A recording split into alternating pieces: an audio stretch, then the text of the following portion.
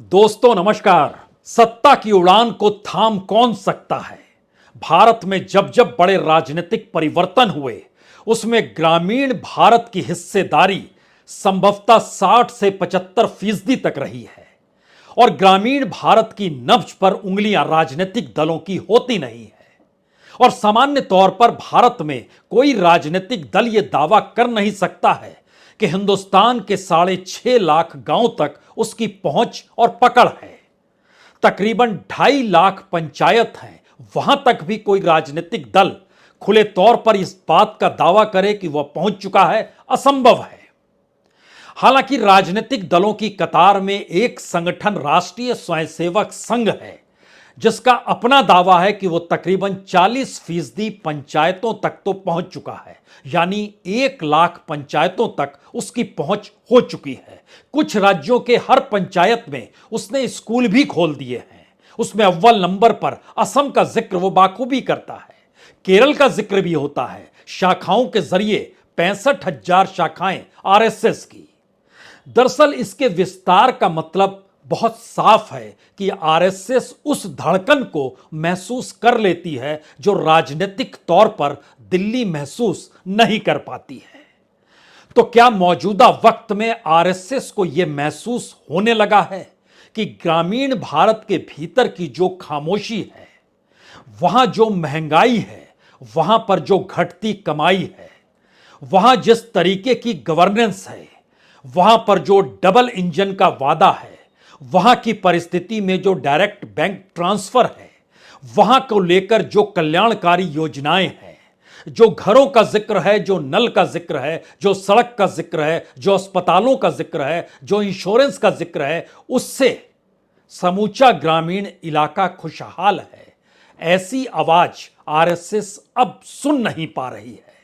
तो क्या उसने आवाज सुनी है? कोई उसने उस धड़कनों को महसूस कर लिया है जहां अब वो चेतावनी दे रही है मोदी सरकार को और मोदी सत्ता को, या सीधे प्रधानमंत्री मोदी और उनके चाणक्य अमित शाह को? जिस रास्ते वो निकल पड़े हैं उसमें गवर्नेंस का रास्ता हो या नीतियों का रास्ता हो, सत्ता बचाने की तिकड़मों का रास्ता हो या फिर अपनी लोकप्रियता को भुनाने का जिक्र हो या फिर 9 बरस की उपलब्धियों का जिक्र हो, दरअसल ये सारी चीजें ग्रामीण भारत के घाव पर मलहम नहीं लगा पा रही है। और क्या राहुल गांधी को जेल भेजने से या तमाम गठबंधन के साथियों को एक साथ लाकर खड़ा करने से परिस्थितियां बदल जाएगी? ऐसा बिल्कुल नहीं है। तो क्या चेतावनी का नया चेहरा इस रूप में सामने आ रहा है कि जिन परिस्थिति में सरकार चल रही है और जो मैसेज जनता के बीच जा रहा है वो इतना खतरनाक हो चला है कि क्या राहुल गांधी कोई भी सामने आकर खड़ा हो जाए सरकार की गद्दी डोल जाएगी? क्या वाकई ऐसी परिस्थिति है? इसके 2-3 चिन्ह नजर आने लगे हैं। एक तो सरकार यानी मोदी सरकार ने अपने तौर पर उस पैनिक बटन को दबा दिया है जहां पर उसके सामने अब एक ही दृष्टि है, और वो दृष्टि बहुत साफ है कि मैथमेटिक्स देखिए, आंकड़ों के लिहाज से कहां पर जीत मिल सकती है उसे टटोलिए। उस जीत के आश्रय कौन सा नेता किस जाति या धर्म के आश्रय वोटों का जुगाड़ कर सकता है उसे साथ लाकर खड़ा कीजिए, और उसके बाद मैथमेटिक्स कहती है कि आप चुनाव जीत सकते हैं। लेकिन ग्रामीण भारत की राजनीति जातियों के आश्रय चलती जरूर है, समुदायों के आश्रय चलती जरूर है, लेकिन जब मुश्किल सीधे सीधे जनता के बीच इस सवाल के साथ आ जाए कि जिंदगी जीना मुहाल हो चला है, तब वो क्या करेगी? बड़े बड़े कद्दावर नेताओं को साथ भी ले लिया जाए, लेकिन जनता के भीतर अगर विरोध होगा तो वोट उसे कहां मिलेंगे?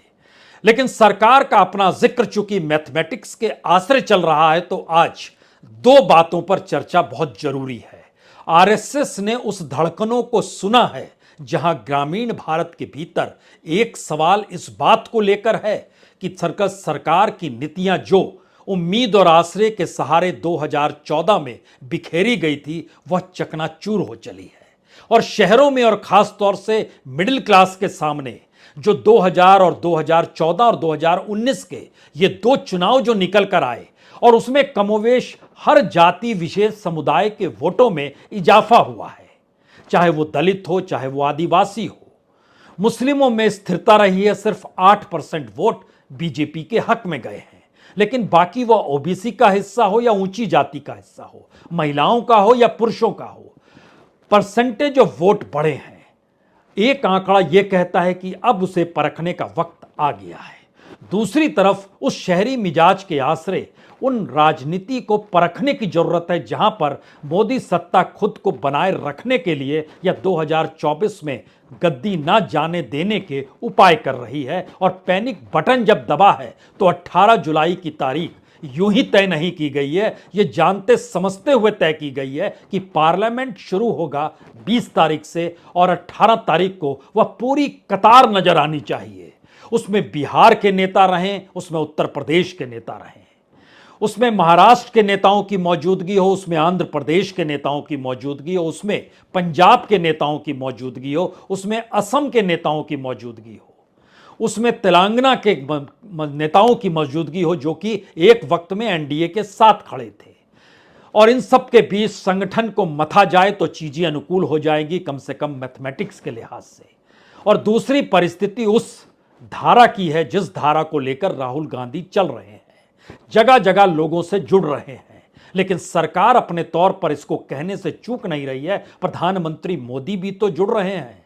हर दिन तो वो निकल जाते हैं सुबह दिल्ली से, कभी राजस्थान में होते हैं, कभी तेलंगाना में, कभी वो रायपुर में घूम रहे होते हैं, कभी उत्तर प्रदेश के गोरखपुर के इलाके में, कभी मध्य प्रदेश में होते हैं।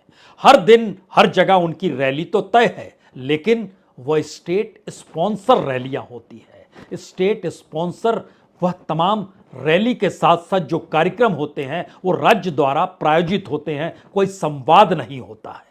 तो क्या इस दौर में बीजेपी का संवाद भी लोगों से रुक गया है, थम गया है? और आरएसएस इस बात की चेतावनी दे रही है। और शायद पहली बार संगठन को में किसको लाया जाए, किसको आगे किया जाए, किस राज्य में किसे बनाया जाए, तो संघ और बीजेपी के बीच तालमेल बैठाने के लिए अरुण कुमार को भी बुला लिया गया। इससे पहले कृष्ण गोपाल हुआ करते थे, लेकिन उनकी जरूरत ना तो 2019 के चुनाव में पड़ी, ना उससे पहले किसी भी राज्य के चुनाव में पड़ी। यानी पहली बार महसूस हो रहा है कि संकट है। पहली बार महसूस हो चुका है कि दरअसल पैनिक बटन जो दबाया गया है वो बचने के लिए दबाया गया है, और इसका एहसास हो चला है कि मुश्किल हालात है। और जिसका ग्रामीण भारत की नब्ज पर अपनी उंगलियों के आश्रय समझने की जरूरत है, वह अगर समझ रहा है तो ये मुश्किल हालात को एक एक करके परखने की कोशिश कीजिए। 2014 में 31% वोट मिले थे बीजेपी को, और 2019 में 37%। हमने वोट का जिक्र इसलिए शुरू में किया है, उसके बाद उस फिलॉसफी पे आएंगे कि आखिर ग्रामीण भारत की वो कौन सी धड़कन है जो सुनाई दे रही है और वो विचलित कर रही है दिल्ली को। लेकिन दिल्ली ने पैनिक बटन चूंकि मैथमेटिक्स को लेकर दबाया है, और उसके दायरे में बहुत साफ तौर पर उस बैठक का जिक्र है जिसमें 18 जुलाई को तमाम नेताओं की मौजूदगी होगी, इसीलिए शुरुआत में आंकड़ों के सहारे इन बातों का जिक्र हो रहा है। जब 31% वोट मिले थे तब 282 सीटें मिली थी, जब 37% वोट मिले तो 303 सीटें मिली। लेकिन एक क्षण के लिए आज थोड़ी सी उल्टी धारा बहाते हैं और 2009 में चले जाते हैं, जब एनडीए जीवित था। उस समय बीजेपी को 18.5% वोट मिले थे, लेकिन 116 सीटें मिली थी क्योंकि एनडीए था। कांग्रेस को 19.5% वोट 2014 में भी मिला, 2019 में भी मिला, लेकिन 100 का आंकड़ा था दूर, 50 का आंकड़ा 2014 में पार नहीं कर पाई और 2019 में 52 सीट ले पाई। तो क्या 1% ज्यादा वोट बीजेपी से, बावजूद उसके उसकी आधी सीट 2009 के मुकाबले? यह पहला मैसेज है। यानी कांग्रेस जिस गठबंधन के आस से बढ़ रही है उसका मैसेज बहुत साफ है कि उसकी सीटें एक झटके में 100 तो पार कर चुकी है। जैसे ही वो गठबंधन की दिशा में जाती है, हालात 2009 वाले बीजेपी वाले ही क्यों ना हो, एक झटके में वो 100 से 150 सीट के बीच में जाकर खड़ी हो गई है। अब यहां से एक दूसरी परिस्थिति लेकर आइए, क्योंकि जो अलग अलग वोट मिले उसमें कमोवेश 2014 से 2019 में बीजेपी के हक में हर वोट गया है। ग्रामीण इलाके के 38% वोट बीजेपी के पास 2019 में गए, 2014 में 30% वोट गए थे। जो अर्ध ग्रामीण इलाका है, कुछ शहरी कुछ ग्रामीण इलाका है, वहां पर 33% वोट गए थे 2019 में। 2014 में 29% गए थे। ध्यान दीजिए 14 से बढ़ रहे हैं 19 में। जो शहरी इलाका है वहां 42% वोट तक बीजेपी के हक में गए थे, जो 2014 में 39% गए थे। और यहीं से सवाल शुरू होता है इन तीन हिस्सों के आसरे, जो गरीब हैं, जो लोअर मिडिल क्लास का है, जो मिडिल क्लास का है, जो अपर मिडिल क्लास का है। अगर इसको परखना शुरू कीजिएगा तो मिडिल क्लास और अपर मिडिल क्लास के भीतर मौजूदा वक्त में सीधे तौर पर उस टैक्स का दबाव है, उस महंगाई का दबाव है, उस नौकरी का दबाव है, अनएम्प्लॉयमेंट का बड़ा सीधा दबाव है। और वो 38% वोट अगर मिला था उसे, तो 2009 में उसके वोट 18% थे और 2014 में 32% थे। अपर मिडिल क्लास के 45% तक वोट गए थे। 2014 में ये 38% थे और 2009 में चले जाइएगा तो यह 19% थे।